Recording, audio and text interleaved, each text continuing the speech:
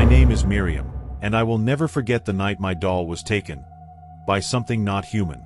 I was just 8 years old and had been begging my mom for weeks to buy me a doll. Not just any doll. This one had big shiny eyes, pink cheeks, and curly hair that bounced when you moved her.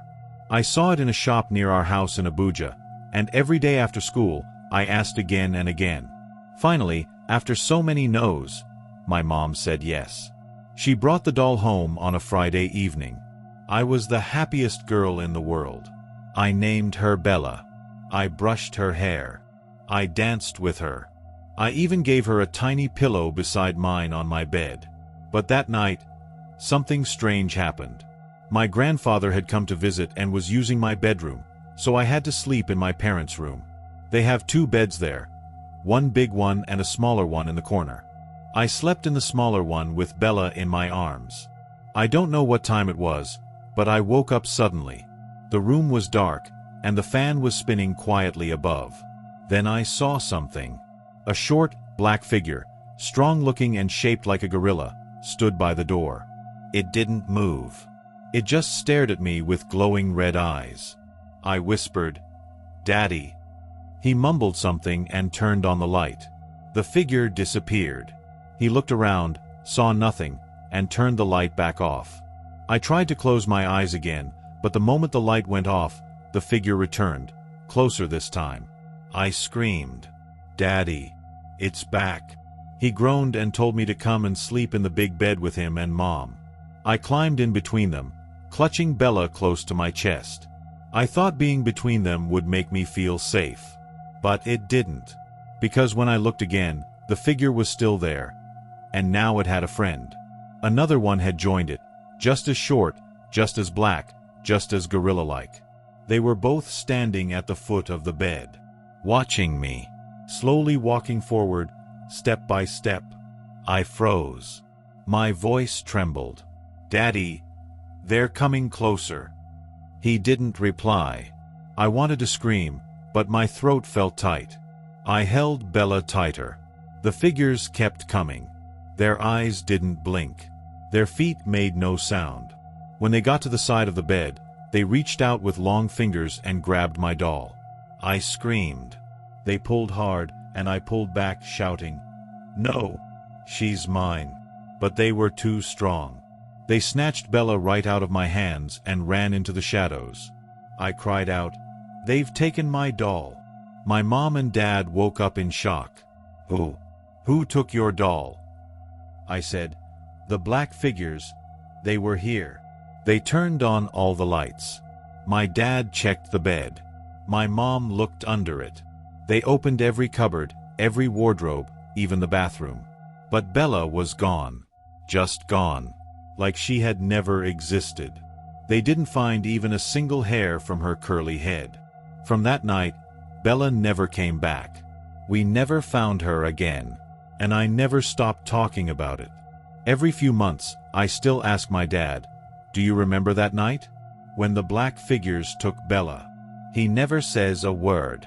He just looks away quietly. And I see goosebumps cover his arms, like he remembers more than he says.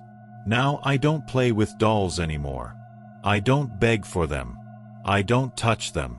And I never ever sleep with one in my arms. Because I know something now. Some dolls are not meant to be kept. And some figures in the dark are not dreams. They're watching, waiting, for the next toy to steal. They say evil comes at night, but in my family, it came in the daylight, wearing the face of people we knew. Everything was normal in our house until the year 2001. That's when my father, Baba Tund, started having an affair with another woman. He didn't even try to hide it. He brought her into our home, laughed with her, and did shameful things with her, even when my mother was around. Mama Saad, my mother, was too scared to speak. She just watched and cried in silence. But the worst part wasn't the affair. It was what followed. Whenever my father left the house, we began to hear footsteps outside. Heavy, slow, and loud, like something large was walking around. We looked out the windows, but no one was there. Then we started seeing it, a dark figure. It was tall and hairy, shaped like a gorilla, but it wasn't a gorilla. Its arms were too long. Its eyes glowed red like burning coal. It would stand in the shadows, watching us. Things only got worse when Baba Tund brought in a second woman. Her name was Shade. This one was even more dangerous. My grandmother, Mama Adunni, loved her immediately. They started doing everything together. Laughing, whispering, cooking strange things in the kitchen late at night. Then one afternoon, they went outside and burned my younger brother Deo's school books. We were shocked. Deo cried and begged them to stop, but they just smiled. From that day on, my brother could no longer read. Every time he opened a book, he screamed and held his head. He said it felt like needles were poking his brain. We took him to many doctors, but no one could help him. They said he was fine, but we knew he wasn't. Then my uncle died suddenly. We traveled to my grandmother's village for the burial. That was when things got really scary. My mother's underwear began to go missing, one by one. We knew what that meant. In Nigeria, when a woman's underwear disappears mysteriously, it usually means someone is trying to use it for evil. Then, one night, something terrifying happened. My mother woke up in the middle of the night and went outside to use the toilet. When she looked up, she saw something crawling on the roof. It was my grandmother, yes, my own grandmother, moving like an animal. Her arms were long and twisted. Her back was hunched. Her eyes glowed like fire. She looked like the gorilla figure we had seen before. In our tradition, seeing someone like that means death is near. And if you tell anyone, it means death will come even faster. But my mother was too afraid to keep quiet. She told me everything. That same night, I had a strange dream. I saw a long, black snake crawling into my mother's room. It slithered onto her bed and into her body, through her private area. I woke up screaming. I told my mother, and she cried. "It has begun," she whispered. When we came back home after the burial, our house changed. It didn't feel like a home anymore. The air was heavy, like smoke. We saw fire dancing outside with no flames. We heard people laughing in the darkness. We heard a ball bouncing outside, but when we checked, there was nothing. The footsteps came back, louder this time, like the gorilla figure was now living on our roof.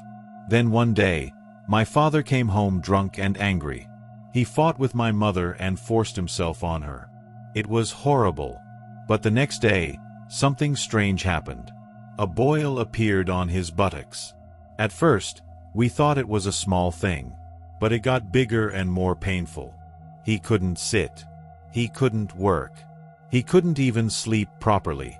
The boil stayed for 2 whole years. My mother, though very sick herself, had to take care of him every day. But then, in 2007, something changed. My mother met a priest who agreed to pray for her. He wasn't an ordinary man. He had a gift. After praying for her, he told her something that shook us all. He said the dream I had about the snake, it wasn't a dream. It really happened. My grandmother had done it. She had sent a spiritual snake into my mother's body. That snake was meant to make any man who slept with her fall sick. And that's exactly what happened to my father. That's why the boil wouldn't go away. The priest prayed again, this time against the curse. And slowly, my mother started to get better. Her strength returned. Her eyes became bright again. Then we got news from the village. My grandmother had fallen. She couldn't walk anymore. Her body was weak. No one could explain it. But we knew. From that day, the evil began to leave our house. No more footsteps. No more laughter at night. The gorilla figure disappeared. My father's boil started to heal. My mother could finally sleep without crying. But I'll never forget those years. The fire, the fear, the snake, the curse. Some evil doesn't come from outside. Sometimes it grows in your own bloodline. And that is the scariest thing of all. My name is Daniel, and I'm a photographer. I work on abandoned places across Kenya. Old churches, schools, forgotten homes. I've seen strange things in this job, but nothing like what happened to me in 2017. That year, I set out alone in my car to a village deep in rural Kenya. My plan was to photograph an old colonial building someone had told me about. I had my GPS on, camera gear packed, and plenty of fuel. But as I drove deeper into the countryside, something strange happened. My GPS suddenly froze. The screen turned black. My phone died too, even though it was fully charged just moments ago.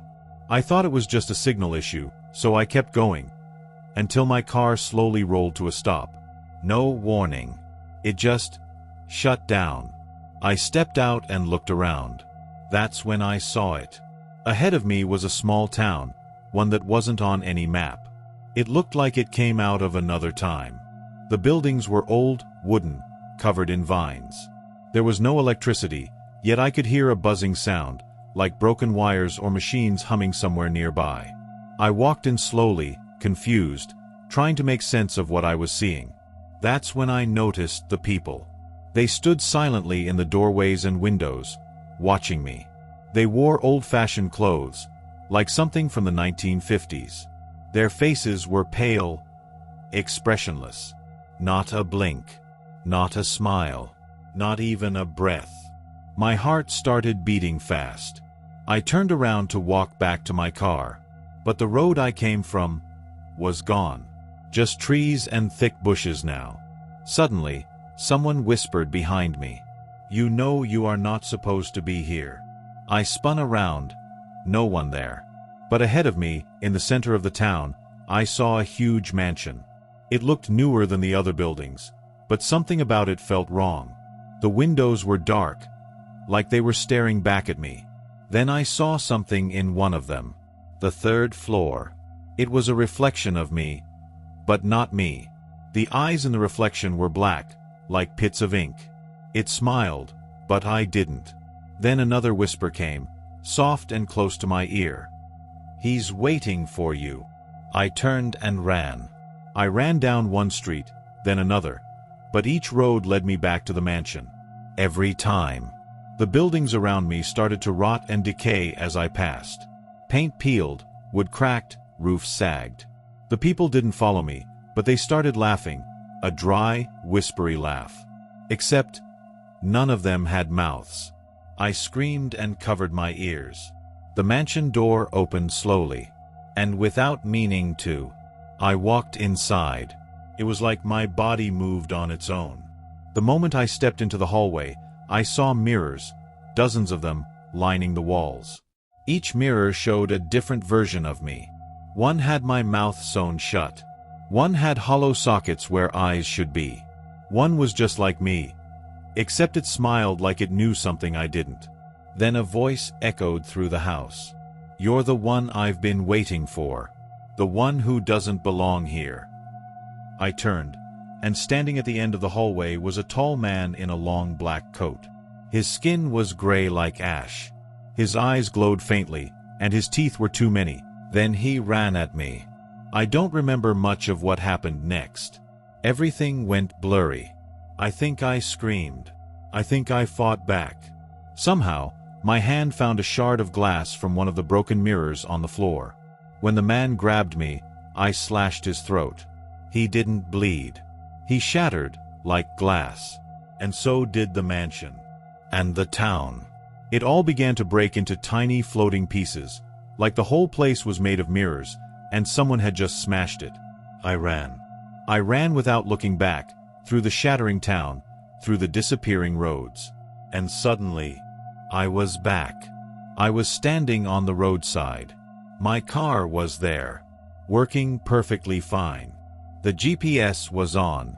The engine started on the first try. I looked back, but there was nothing. Just open fields and trees. The strange town was gone, like it had never existed. I still take pictures of abandoned places, but never alone.